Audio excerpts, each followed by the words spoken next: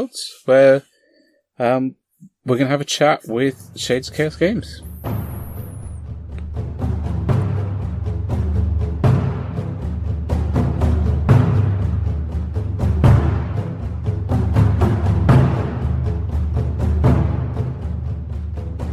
Hi guys, and welcome into the Worlds, where we're just going to do a short intro and then head over to an interview with the Shades of Chaos Games guys. So, Shades of Chaos are the chaps that make OUTLANDS, which is the game that we've spoken about a few times, and they've just released a bolt-on to the system called How to Be a Badass, and they're going to tell us all about it.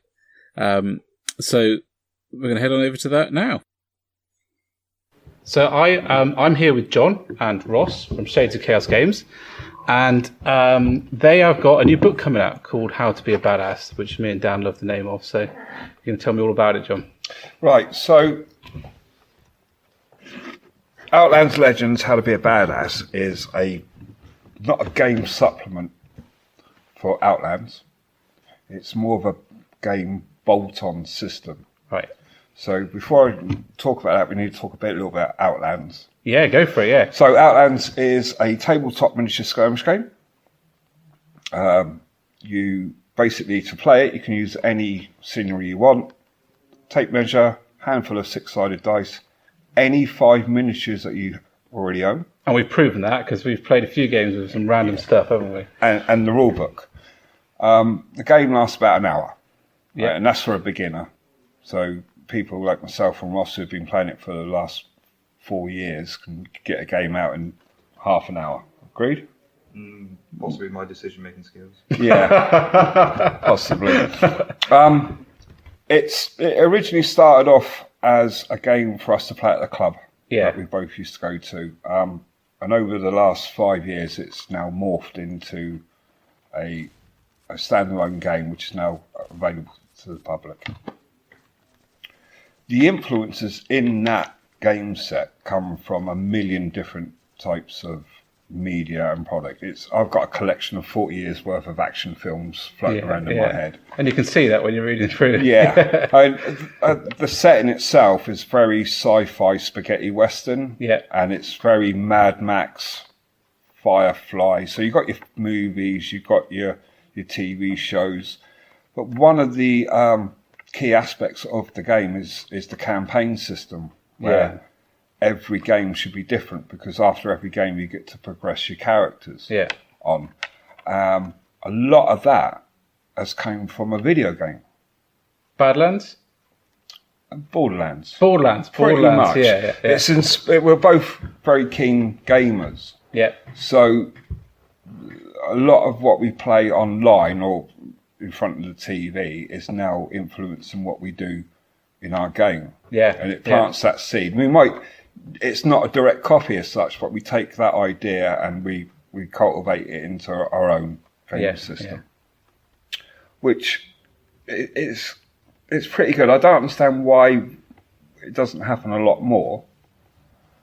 I mean, making the game... Where video games have now moved from the boys' bedroom, it's now part of your entertainment system in your living room. It is, definitely. And we've got all these tabletop games. You can see where they've come from, but that video game market, unless you're looking at the Fallout game or the Dark Souls game, and I believe God Tier by Steam Forge is based around League of Legends. Is it? Apparently so. Really? I didn't know that. Which is genius. If you can get that to work on a tabletop, you've won already. Yeah. So, and I don't understand there seems to be some sort of barrier why we're not using more of what's going on in the video game market, which is as big as Hollywood. Yeah. And it's not being done on the tabletop. There's Alien vs Predator as well now, which is possibly as much to do with the films as it is the games, but Yeah, I mean, there's a Terminator game out there as well. And that's like a direct tie-in to that IP property. So we've taken all these ideas and we've moulded them into Outlands, the game. Outlands Legends is also inspired by video games. Yeah. So if anyone plays a video game now, they will know that there is, in most video games, there's a system, there's an achievement system. Yeah, yeah. You do so many actions in a game, and you'll get a little badge that pops up and say, "Well, you've done this," really. And it's more like a bragging right more than anything else. Yeah, definitely. Yeah. I know there are some games like World of Warcraft that give you rewards if you do certain achievements. And people will play for hours to get this. Well, loot whore. Look at your face, Ross. Which is Ross. He's a self-confessed loot whore. So, yeah. And it's definitely there. The idea with Outlands Legends is that you get that achievement system in Outlands. Yeah. So I'm going to call it Legends from now onwards, because Outlands Legends, how to be a badass, is a bit of a mouthful. Some of the people we've spoken to think, "Oh, that's great, that's a wonderful idea. It's new and it's different." Well, it may be new to people who are just hearing it, but me and Ross have been running this idea for a couple of years now, haven't we? And it's just getting it to work. Yeah. Outlands is a fast game, so we had to have this bolt-on system that was really quick. Yeah. Where people are not flicking through a rule book trying to look at certain things. It had to be quick. You do it in game. Boom. Outlands Legends is a bolt-on to the main game. Yeah. So we don't want to slow the main game down. An hour maximum, most games. We can get through. We can take a beginner through a game in an hour. Yeah. A full game. Yeah. Outlands Legends now has this ability, this add-on system to Outlands. And in the Legends rulebook, there are certain types of abilities. You've got your character achievements, your team achievements, your bonus achievements, and your badass points. So I'll come back to the badass points. Your game will typically have 5 models per side, and the character achievements relate to those models. Yeah. So you can take 2 achievements. You pick your achievements to go with your model. That's more to do with the progression system. It's building that character up. So, for an example, and I'll try and find my favourite one. If I've got a model with Revive, which is really useful in game. Really useful in game. Yeah. For those who don't know, the Revive ability, if you lose a model in game, it's been killed or it's out of action, a friendly model with Revive can come along and bring it back to life. So for And a model, in doing so, try not to get shot yourself. try not to get killed yourself. So there is an achievement. Achievement number 7 is the Reviver. So each achievement has got a dialogue box which will tell you exactly what you need to do to earn an achievement point. So number 7, the Reviver. Earn 1 achievement point and 1 badass point every time this character successfully completes the Revive ability. Easy enough. Every time it happens, you tick a box. Good. The difference we've got now between our game and the video game, where in video game you get a little notification come up saying that you've done something, and that's pretty much it. Yeah. We like to reward our players for doing stuff. Yeah. So each achievement has a tier reward. So those tier rewards are either 2, 3 or 4. So in this case it is tier rewards unlock every 10 achievement points to earn towards this achievement. So in this case, 10 revives. If you use Revive 10 times, and you don't have to use it in the same game because those points will carry over, you get to unlock the first tier. And then if you use it a second time, another 10 times, you get to unlock the tier reward 2, then tier reward 3 and 4 and so forth. So this really is geared towards the campaign aspect. It is. Yeah. In all cases, and all the character achievements, the first tier is always a bonus to your loot pool. So in Outlands, the main currency is credits, because we stayed up all night thinking that name up for it, and spice crystals. Yeah. At the end of the game, when you progress and you level up, you spend your credits to get better abilities. Yeah. So having that extra little bit of a bonus, it's more of an incentive to get that first tier out the way. For the Reviver, tier 2, immediately add 3 dice to your loot pool. So that's going to be somewhere between 18 and 360 extra credits. Yeah. Every time this character successfully uses the revive special ability, remove 1 loot dice from your opponent's loot pool. From that point onwards? Yeah. Forevermore? Forevermore. Ah! I love it. So, if you kill a hostile model, Yeah. you automatically, or if you wound it, you automatically get a loot dice. Yeah. Yeah. That's a mechanic of the actual Outlands game. Actual yeah, just to Outlands clarify game. that, yeah. So it now with this achievement, if your opponent has killed your model and you bring it back to life, They don't get it. why don't you take that dice back? Yeah. Yeah. The tier 3 for that is immediately add 3 loot dice to your loot pool. Yeah. You get to take that 1 loot dice back from your opponent, and you get to add it to your own loot pool. Excellent. Yeah? Yeah. So it's all starting to build up. And then the last tier, which is tier 4, you get to do all that previous stuff, the 3 dice, so you get to take the loot dice from your opponent, add it to your loot pool. But when you use revive, because you've got to that maximum now, you've used it 40 times to get up to tier 4. Successfully used it 40 times. Successfully Yeah. used it 40 times. Your target regains 2 health points instead of just the 1. So this is really encouraging you to use the model's abilities, because sometimes you can forget that they're there or sit on them and not actively do it. This is actually the thing, which you do in a computer game, don't you? If you want to get your achievement, you'll run out and do all sorts of crazy stuff. Oh, yeah. I mean, the achievements in this book, the character achievements, there's 100 character achievements. And you can take 2 per model in your team. So that's 10 you can have running at any time. And can you change them at any time? You can abandon an achievement if And you that want will to. reset the numbers. That will reset the achievement points you built up, Yeah. but not your badass points. Okay. Yeah. Badass points is something a bit different. So when we finish going about Outlands, you always level up, you always progress. Right? Picking the right achievement to go with the right model, the right characters, is going to be key here. Yeah. Yeah. So we got an example, sniper versus sniper. So killing another sniper. Kill another sniper, you get an achievement point and a badass point. Yeah, and you've just changed the sniper rifle, haven't you, a little bit, because Yeah. it was It a was bit a little bit disgusting. overpowered. Yeah. So there's things like that. A sneaky bastard, which is one of the achievements, has every time you use a sneak, heroic action sneak successfully, you get a point for it. Yeah. Yeah. So that's your character achievements. We then have team achievements, which count for the whole team. Any model in your team does that achievement, that task, will get the achievement point. And these are quite special. I mean, we're talking like 100 achievement points Per level. per tier. Yeah. And Yeah. some of them are just like one shot. They're that special for the whole team. Yeah. Yeah. So going back to that revive thing, you need to do that 10 times before you unlock your first tier reward. And how long has that roughly taken? Because you guys play test a lot.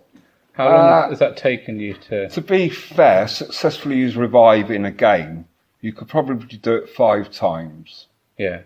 Yeah. And you'll probably fail it 5 times. Yeah. Yeah. You are allowed to carry over your achievement points. So if you've done it 5 times in one game, Yeah. the next time you start, you've already got 5 points in it. Yeah. So you're thinking maybe 3 or 4 games really for a tier. Some of them, yeah. Some you can. All of the achievements, you're never going to be able to start off with 0 and then build up to the first tier in one game. No. No. We like to give our players something for doing stuff, but we don't like to give it away for free. Yeah. Yeah. Or Ross might like to give stuff away for free. We will go there. Yeah, we won't go down that road. So, you got your character achievements, you've got your team achievements, and we've got bonus achievements. Now, bonus achievements, there are no bonus achievements in the Legends book. Bonus achievements relate more to specific missions. Right. Yeah. So, in mission 1, if you get the mission pack, you've got Murder on Main Street. There will be an achievement to go with that Murder on Main Street. And that's a pack you can get from your site, isn't Yeah, it? you can download that for free. The original 6 missions you can get, or in fact, you can get all of our missions for free, can't you? So our content update, the Outlands Chronicles, always has at least one mission in it. Yeah. And I think we're on to mission 14 at the minute. The Shard. Yeah, it's going to be. It's either going to be next couple of days. The next patch is going to come out. Yeah. The follow-on patch from that, we're going to compile a list of bonus achievements. Your bonus achievements run alongside your main character achievements. Yeah.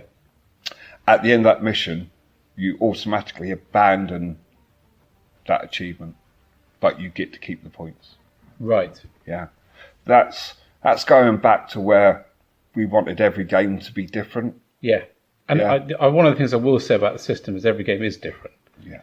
It's nothing to do with the terrain or the scenery or even the scenario. It creates those atmospheric, cinematic moments. It's epic moments. Yeah. Like when we look, because you always remember the epic stuff. Yeah, you do. Yeah.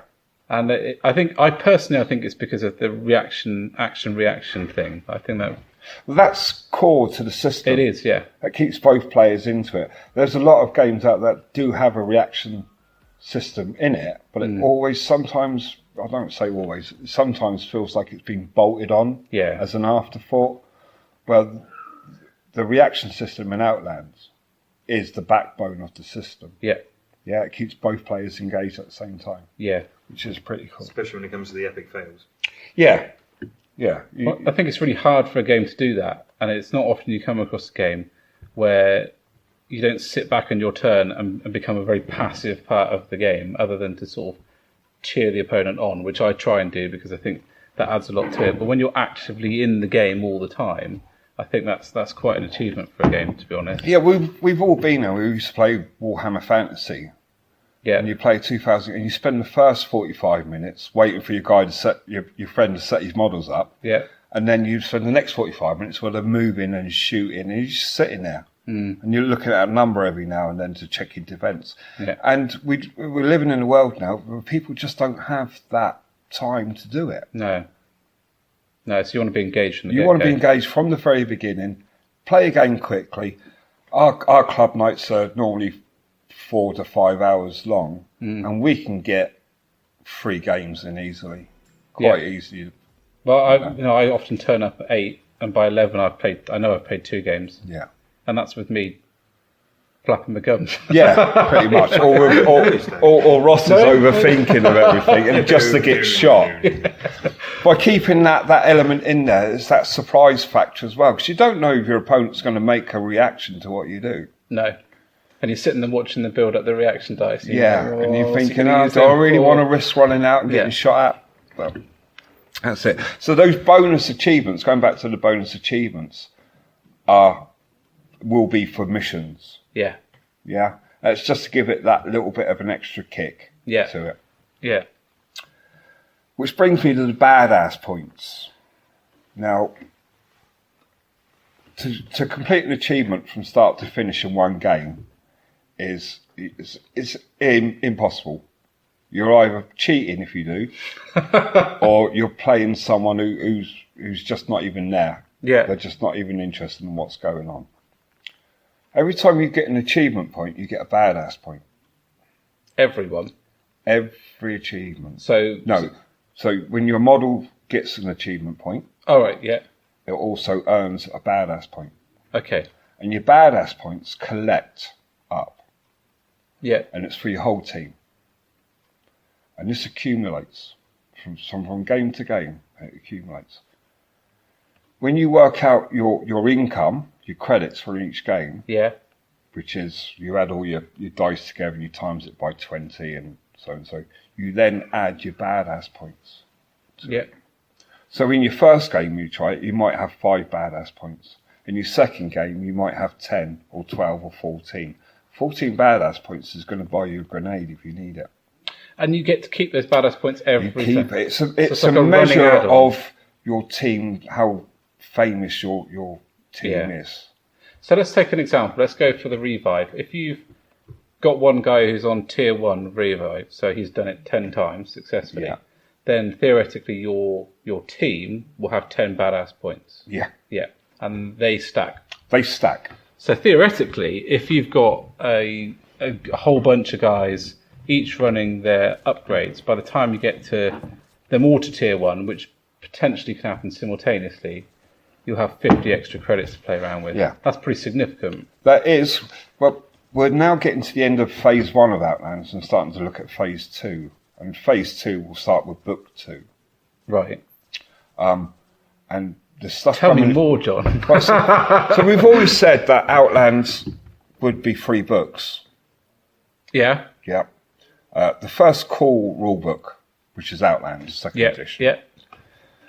The second rule book, which is in game terms, now adds advanced special skills, abilities, advanced weapon infusion, maybe epic actions as opposed to your heroic actions. And the key thing is the psychic rules. And that's the core rule book, or that's the book 2? That would be book 2. Yeah. So, for want of a different word, the psychic rules is a magic system. Yeah. Right, which is something we always wanted to do. And we've played test that quite a bit. And anyone who's seen the Outlands Chronicle patch notes, the free content stuff that we put out, will notice that some of our special characters have now started to show some psychic abilities. Yeah. Amber Templeton, I think one of them was, could teleport across the board. Oh, and she did. And she did. And in the latest patch, we've got the Carnage twins, which are 2 10-year-old psychopaths. One of them's really good at ranged attacks, the other one's really good at close combat. Right. And they can swap positions on the board. That's pretty cool. So that's one of them gets into I think I'm thinking more like heroes. That's what's coming into my head. You know, there's characters with those unique abilities. Well, what you'll find, Heroes, the TV series. What you'll find is you'll only be allowed to fill 1 psychic at a time. And although it's a magic system, you're not going to be able to conjure fireballs and throw them at your opponent. Oh. No. They're more of a beneficial a trait. You meant miniatures, right? Sorry? You meant fireballs at the miniatures, not your opponent. Well, it depends who it is. I won't beat around the bush. There's lots of people I would like to... It doesn't even have to be fireball. I can find a good monkey. I can arm one of them. And that will open that up. And that's the start of phase 2. Yeah. And I'm also kind of hoping that we can put a 6-mission campaign at the beginning of that phase 2, which will close down phase 1. Right, so that 6th mission will be for 2 players, and you can start off with a brand new team, and by the end of it, you'll come out, and one of them will be a psychic. Okay, yeah.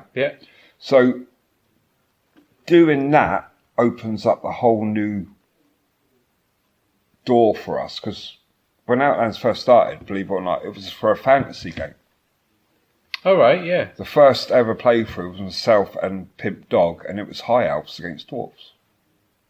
So what made you change it to this? A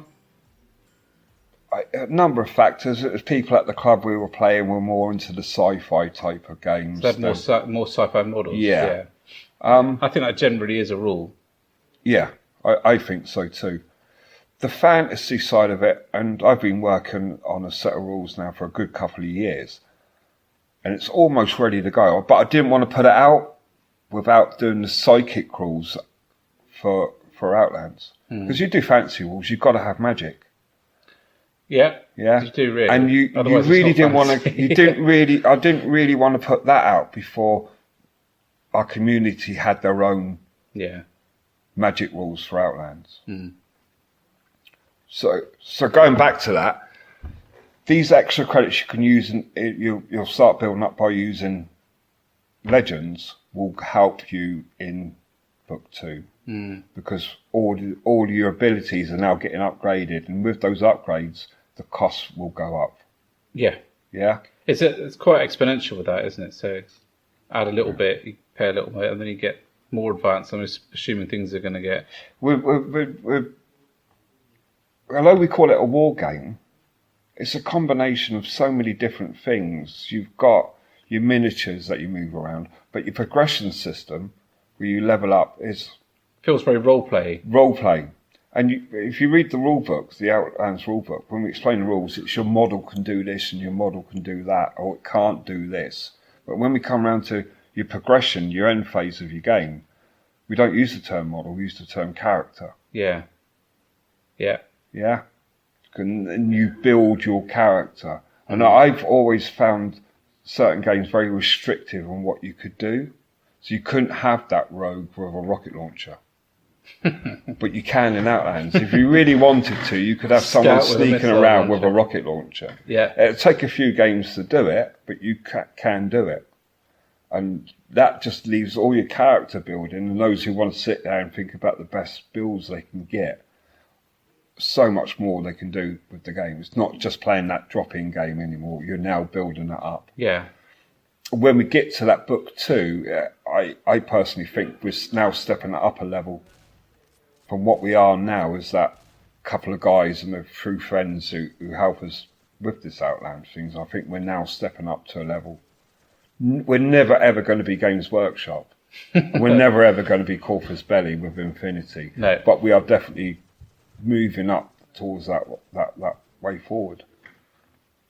And because you've talked about, I don't know if you want to talk about them today, but you've talked about other game systems, more like a matched play where you'll have teams. Yeah, so there's a zombie version. Because Outlands is campaign driven. Yeah.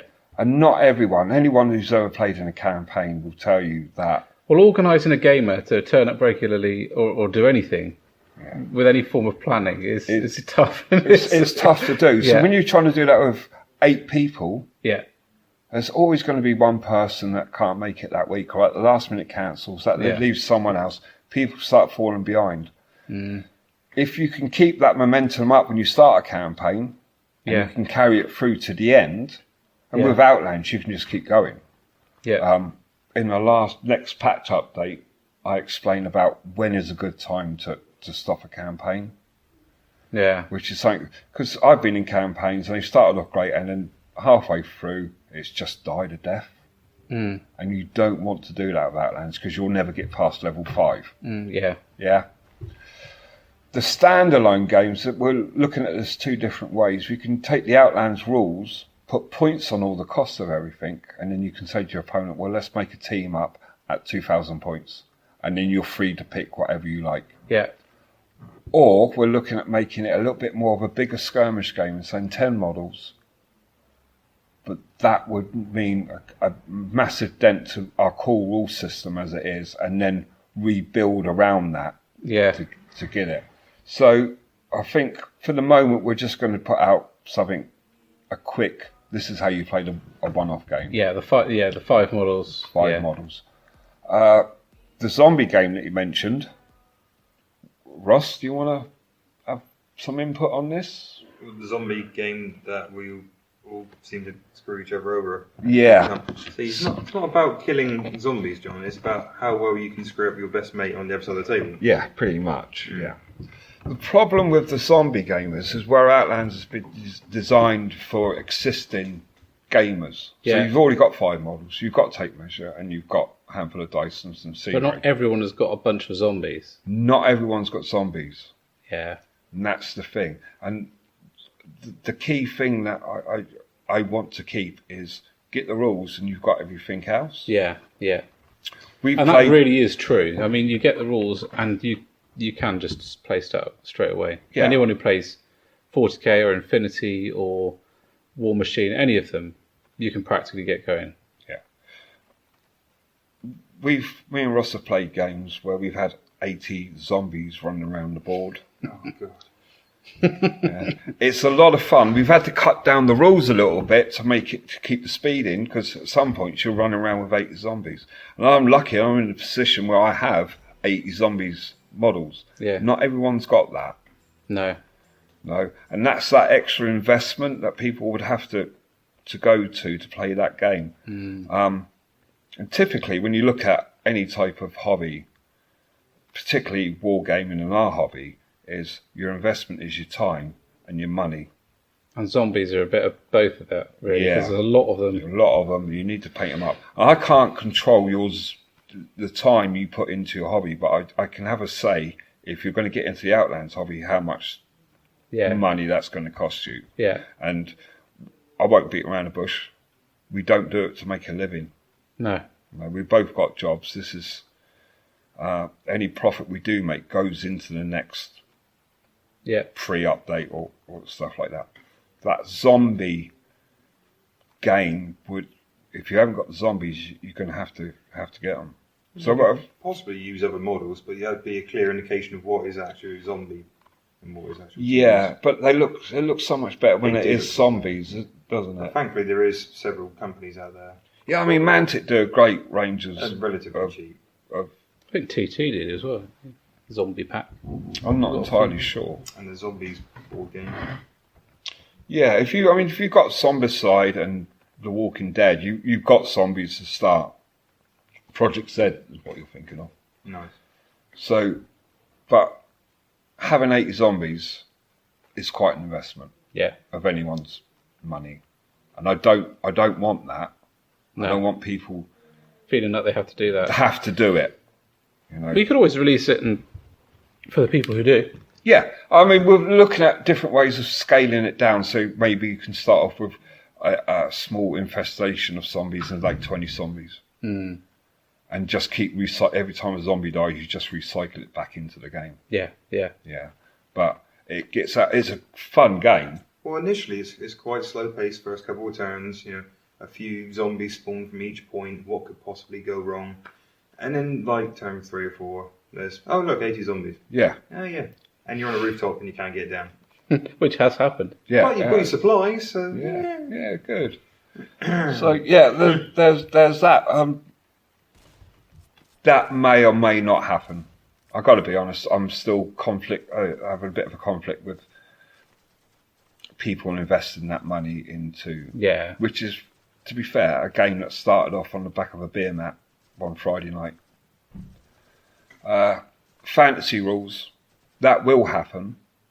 How that affects the long-term running of that fantasy set. Yeah. It really depends on how people take it on board. So our free updates now, we call the Outland Chronicles, are starting to get to 20 pages. Yeah. And although we don't charge for it, if we were to continue doing that and then do the same for a fantasy game, you're then talking at 40 pages. Yeah. Or per chronicle. Per chronicle. Yeah. Which and we do it in our free time. My investment in it, my time into it, doesn't cost anything. No. But it's now getting to the stage where it's taking a bigger chunk of my free time, where I could be doing other things, like writing rules about pirates and stuff like that. Not to give a bit of a hint away. So that all these little things I need to take into consideration before I really want to say, yeah, we'll do this. And it's not just me and Ross. We've got Kev Beaches, who does a lot of the background writing. There's Claire who helps out. Nick's going to start helping out, Nick Harwood. And they're all everyone does it for free. Yeah. On the principle that whatever we do make goes straight back into the project, the Outlands project, or the next project. And there's always a problem with spreading yourself too thin, isn't there? You can either focus on, the few games and get them right, or spread yourself thinner and thinner. Thinner. Yeah. Games like the zombie game would be it. That rule set would come out and there would be nothing else to go with it. Yeah. If the Pirates game comes out, that would be the same. Fantasy's a bit different because you can go in so many directions with fantasy. And I really, really want to do the fantasy side of things. So, yeah. And that's one where most people who play wargaming could knock together 5 fantasy models without much trouble, especially if you're a role player. Yeah. Or play Age of Sigmar or Kings of War or whatever. Yeah, you can do. You can take any models you want. That's the joy of the system. You can just use any models you want. And by doing so, because the important thing, you don't care what your model actually looks like. Yeah, you could have 5 Spacemans if you wanted. You could do. Yeah. I mean, myself and you have played a game where you had your ramshackle mutant things models against things against Judge Dredd. Judge Dredd, my old Judge Dredd models. Yeah. And you can take the core rule set and put it in any setting you want. Yeah. We've had it in. I've seen a game where it was World War II. Yeah. Germans against the Russians. Yeah. And it was Enemy at the Gates, based around that film Enemy at the Gates. Everyone had a sniper rifle. And that was good. It breaks down a bit when you start to go to fantasy, because fantasy is more in your face stabbing someone with a sword than you are shooting someone. Yeah. When with sci-fi games, it's more range attacks, getting that firepower going, than it is. I don't know. There's been the odd occasion with ladies with chainswords. Yeah, all right. We won't go that way. How did that go for you? It didn't go very well for me. No. And that's just outside of the hobby. Ladies with chainsaws. Yeah. So that's where that's going.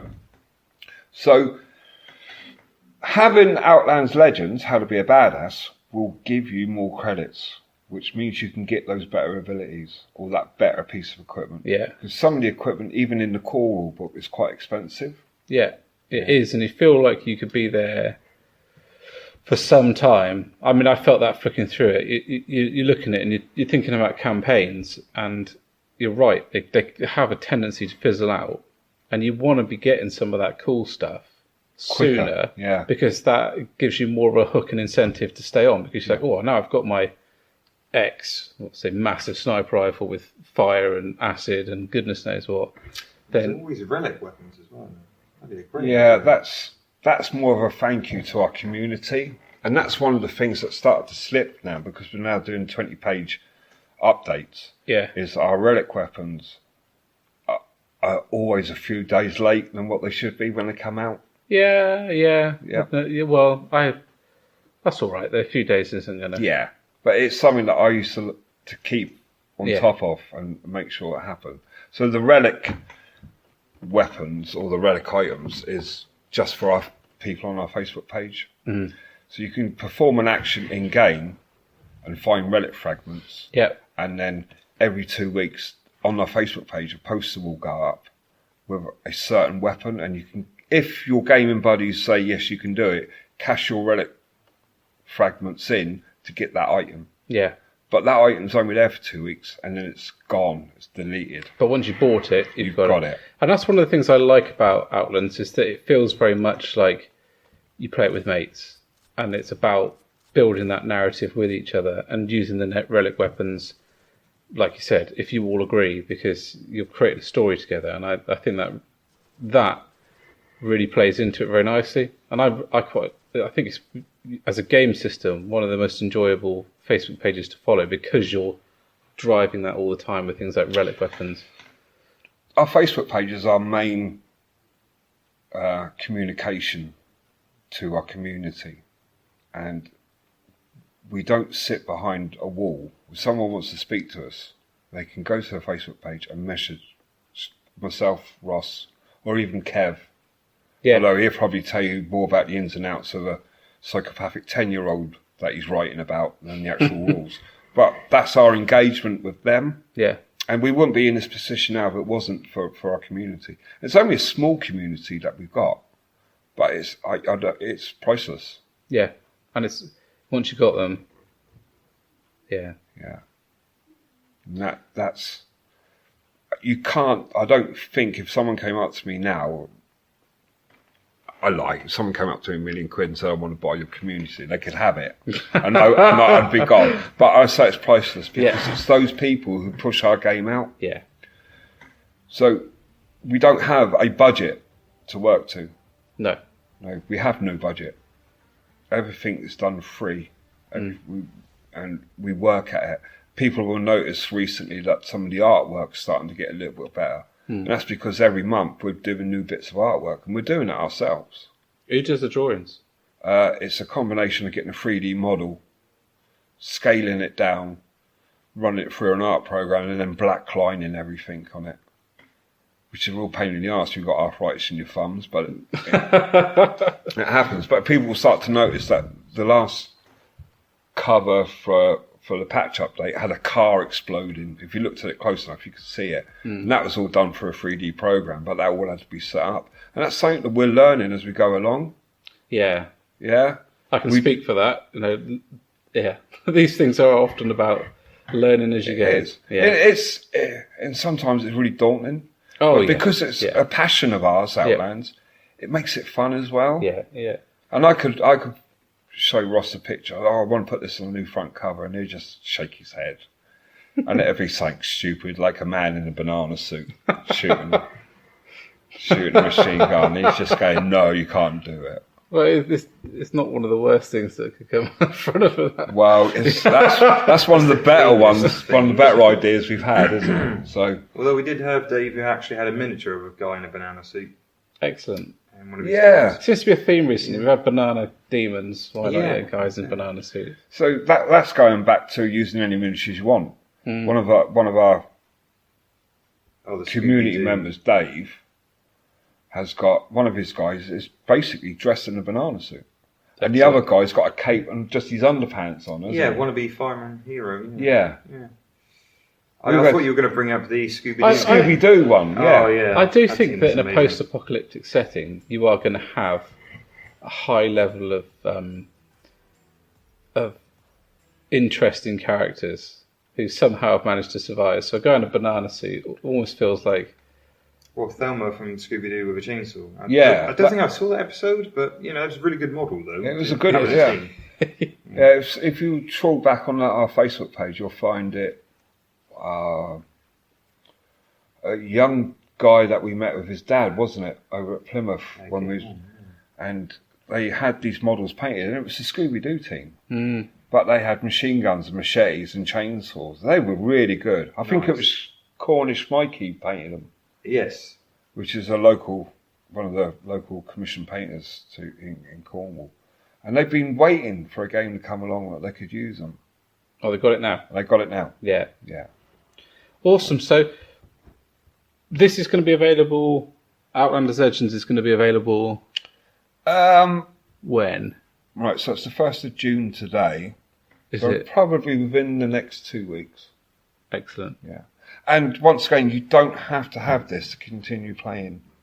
No. It's just added extra. It's an added extra. Or you have to have it if you are mad into achievements.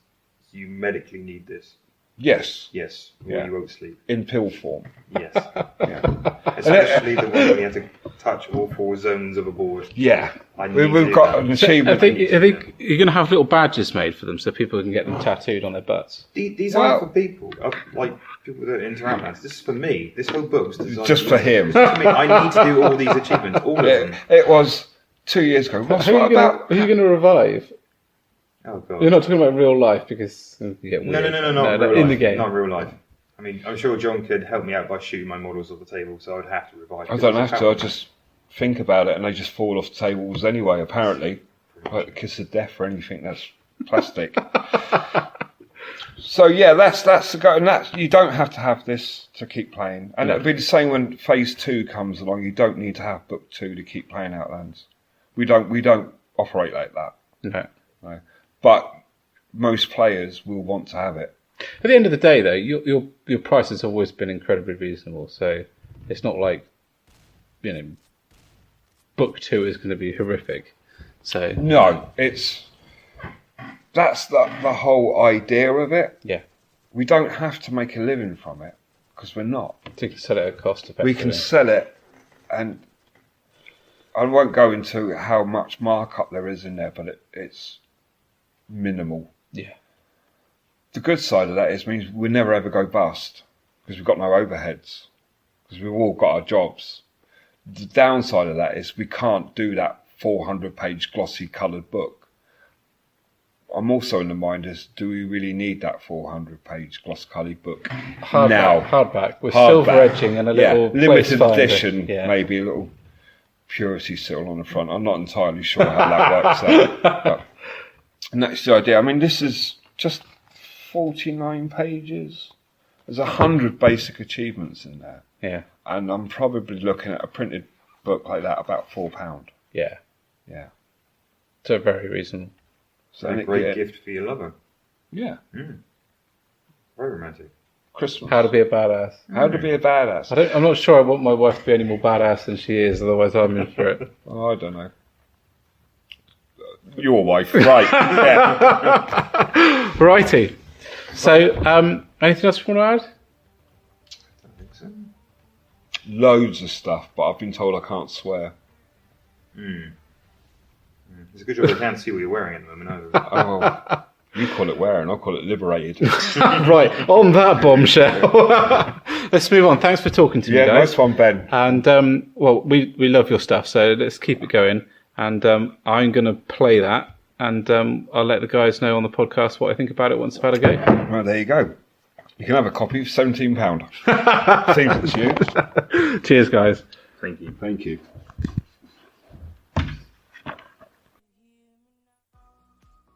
So there we go. 45 minutes later, and I certainly have a clearer understanding of where Outlands came from, and a much better understanding of how to be a badass. And I'm quite excited about implementing those rules into the games that we play. And hopefully, by the time people are listening to this, I will also have the same more in-depth understanding of where it came from, because I'll have listened to the interview by then. Hurrah! So, and just to wrap things up, we have a presence on Instagram, Facebook, Twitter, and YouTube. So we love interaction. So come and give us a shout, ask questions. If you want us to talk about something on the next podcast, then, leave us a message asking about it. If you want to tell us if we've got something completely wrong, leave us a message. That's going to be a long thread. But yeah, we're there. We're at the 2P's podcast on all three of those. So not hard to find, really. Awesome. Nice to see you, Dan. Or nice to talk to you. Yeah, nice to talk to you, buddy. Probably chat to you within the next couple of days anyway. So. I would expect so. Yeah, once every 2 weeks, just not enough for awesome. No, we really ought to record some of the other conversations and just put them up. I know, we'd have years worth of material.